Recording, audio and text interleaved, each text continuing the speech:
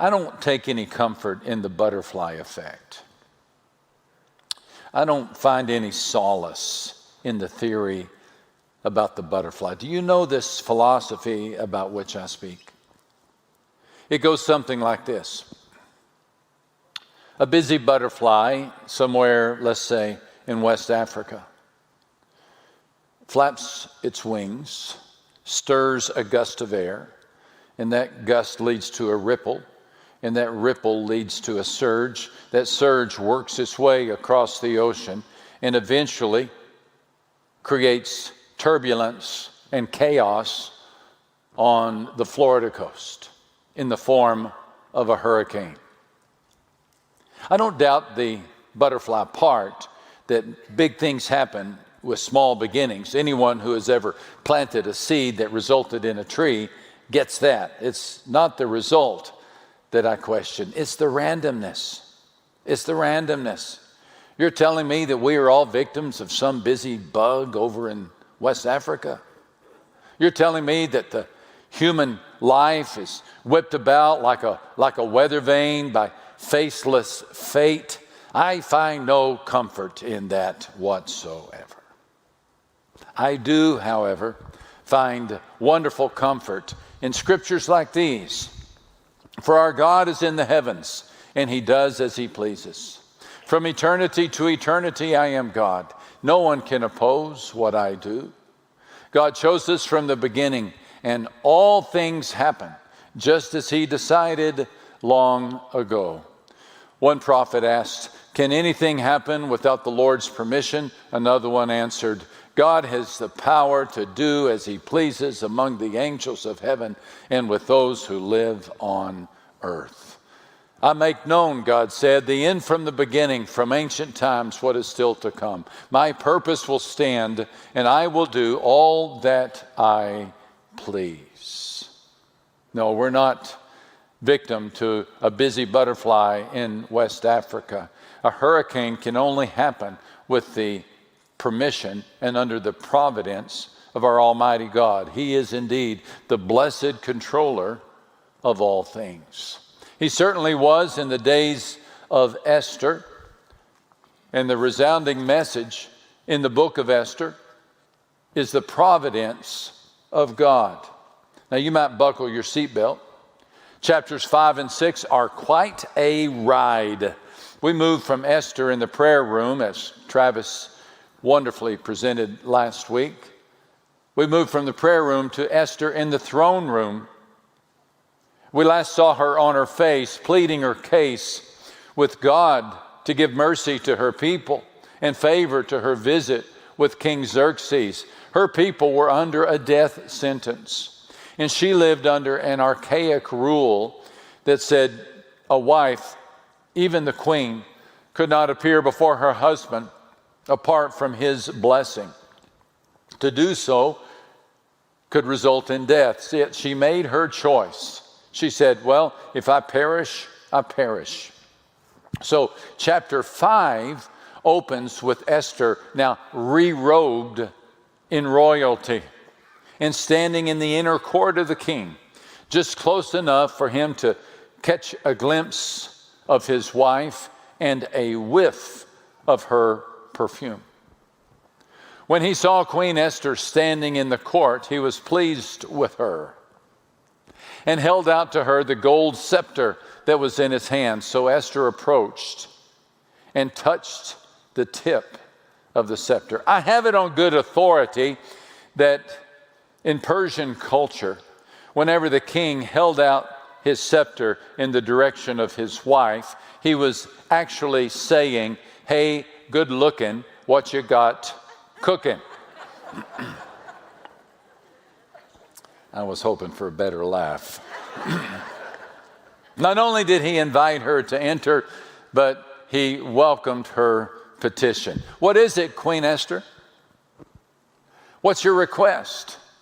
Even up to half the kingdom, and it will be given to you. So Esther filed a request. She made a request. She would like to have a nice dinner with the king, with Haman. Remember, he's the villain. Just the three of them. Something intimate, some chit-chat, bottle of bubbly, Frank Sinatra songs. The quickest way to a man's heart is through his stomach, right? Xerxes and Haman didn't realize it, but God was stirring a butterfly. And it was awakening after a long nap. Well, the dinner was a great success. Haman, the villain, left the dinner with a full tummy and a big head. Life was good. He was the king's go-to counsel. He was on the queen's short list for dinner invitations. What could be better? He smiled as he walked through the palace courtyard and noticed all the subservient servants bowing to him. But then he saw Mordecai, still at the gate, still wearing sackcloth and ashes, still refusing to bow. And Haman snarled, "Goodbye, good mood. Hello, grumps." He went home, gathered his friends and wife, and told them in no uncertain terms that Mordecai was reigning on his parade. "I'm the only person Queen Esther invited to accompany the king to the banquet she gave, and she has invited me along with the king tomorrow.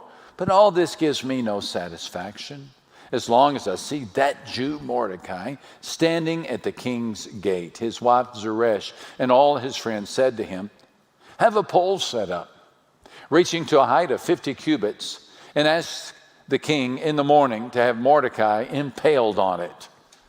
Then go with the king to the banquet and enjoy yourself." This suggestion delighted Haman, and he had the pole set up.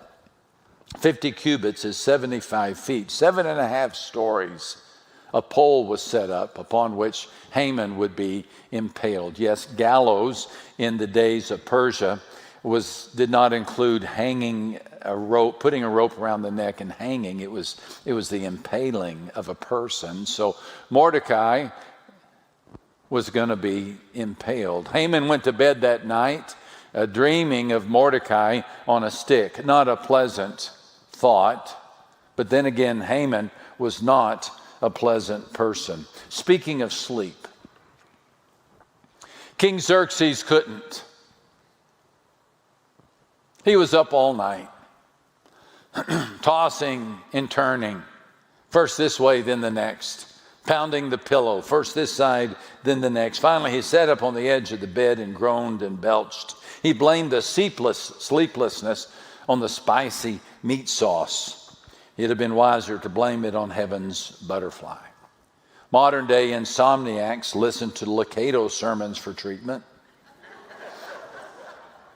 Xerxes had no such option, so he requested a reading of the book of records. The court attendant entered the chamber carrying a fat scroll. He opened it and began to drone on and on and on. He read the minutes from the last council meeting in a tone that would have anesthetized a root canal patient. 6 gates were ordered for Susa. The king approved new helmets for the army. 7 million paper clips were dispatched into the kingdom. Mordecai saved the king's life by reporting an assassination attempt. What? The king sat up straight in bed and said, "Read that one again." And the servant did. I told you this moment would reappear, didn't I? When we were in chapter 2, and we talked about that curious interlude in which Mordecai at the gate overheard an assassination plot, an attempt between those 2 guys with the weird names, Big Session, Tishon, or something like that. And then nothing happened. Mordecai was not rewarded. It was just recorded in the book. Here it reappears. Here it reappears. And the king has a question. He says, "What honor and recognition has Mordecai received for this?" Now, I know you're seeing what's happening, but on the outside chance somebody is not, let me spell it out for you. This is God at work. God managing the events. He kept the king's eyelids open. He prompted him to read a reading from the book of boredom. He caused the book to open to the precise page about Mordecai. He motivated Xerxes to do the first decent thing he's done thus far in this story. When the king learned that nothing had been done to honor the man who had saved his life, he was apoplectic. How could this be? Mordecai protected the crown and got not so much as a gold watch. Xerxes climbed out of bed and he began to pace back and forth, back and forth. Something needed to be done, but he didn't know what. Xerxes needed some advice. So the king asked, who is in the court? Look at this. Now Haman had just entered the outer court of the palace to speak to the king about hanging Mordecai on the gallows he had erected for him. His attendants answered, Haman is in the court. Bring him in, the king ordered. Is this not the best? It was the crack of dawn. Both men were in the court with Mordecai on their minds, except Xerxes wanted to honor him. Haman wanted to kill him. So the king called for Haman. Haman flushed his peacock feathers and strutted into the king's quarters. But before he could say, top of the morning, King Xerxes had a question. What should be done for the man the king delights to honor? Now Haman thought to himself, who is there that the king would rather honor than me? Oh, narcissist that he was. He assumed the king was giving him props and being coy about it. After all, who else deserves honor other than Haman? He puffed on his fingernails and buffed them on his chest and began to envision the day unfolding before him. He would be astride the steed of the king, wearing the royal robe of the king, and all the people would come out and call his name, and they would cast rose petals on his path, and he would be honored. He would finally receive the recognition that he deserved. And so he answered the king, for the man the king delights to honor, have them bring a royal robe the king has worn, and a horse the king has ridden, one with a royal crest placed on its head. Then let the robe and horse be entrusted to one of the king's most noble princes. Let them robe the man the king delights to honor and lead him out on the horse through the city streets, proclaiming before him, this is what is done for the man the king delights to honor. That's a great idea, said the king. Of course it is, thought Haman the louse. And what happened next, ladies and gentlemen, is one of the great moments in Scripture. Go at once, the king commanded Haman. Get the robe and the horse and do just as you have suggested for Mordecai the Jew, who sits at the king's gate. Do not neglect anything that you have recommended. Could it get any better? Within moments, it was Mordecai Day in Susa. The city threw him a parade, and Haman wanted to throw up. Now, behold the reversal of fortune. Let's just list them. Haman intended to put Mordecai on a spike. Instead, he placed him on a horse. Haman planned to lead Mordecai to the gallows. Instead, he led him through the streets. Haman, who demanded to be worshiped, was humiliated. Mordecai, who refused to worship Haman, was rewarded. Does anybody know how you say poetic justice in Persian? After it was over, Haman hurried home mourning with his head covered. And Haman recounted to Zeresh, his wife, and all his friends, everything that had happened to him. Now, who saw this coming? Who could have imagined such a turn on a dime series of turnarounds? I can answer that question. God could. God could. God orchestrated all the details. The sleepless king, the detailed reading, the entry about Mordecai in the book, the entry of Haman at the right time in the castle court. Who could do this but the blessed controller of all things? And friends, he invites you and me to believe this promise. God makes everything work out according to his plan. He makes everything work out. Even in the most pagan corner of the world, even in the heart of a pagan king, even in the interplay between two men who have decreed the deaths of thousands of Jews, God was at work. And friend, God is at work.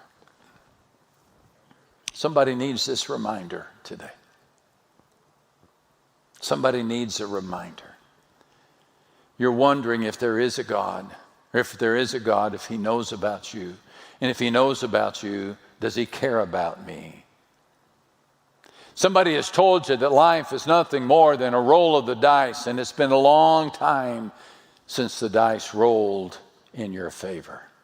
If so, this story is for you. If so, I urge you to ponder the plight of Mordecai and Haman and note how God flopped their stories. Haman began the day large and in charge.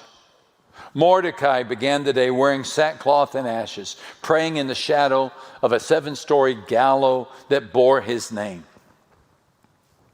Yet from one minute to the next, Haman was brought down to size, and Mordecai was given the keys to the city. Who's to say, my friend, that something similar won't happen to you? God makes everything agree with what he decides and wants. The next time you hear somebody say the devil is in the details, you correct them. God is in the details. God is in the details. In his hands, the insignificant becomes significant because he is ever managing the ordinary events of billions of people's lives through millennia of time to accomplish his eternal purposes. He delivered an entire race of people in Persia because one man wouldn't bow, one queen wouldn't quit, a king couldn't sleep, and a scoundrel could not leave good enough alone. God wears a glove called providence. Look back over your life. Can you not see some moments of quiet sovereignty? Events that cause you to say, only God could have done that. My wife's Aunt Jane Ken, she was utterly void of hope. Her husband had been shot and killed by his own son.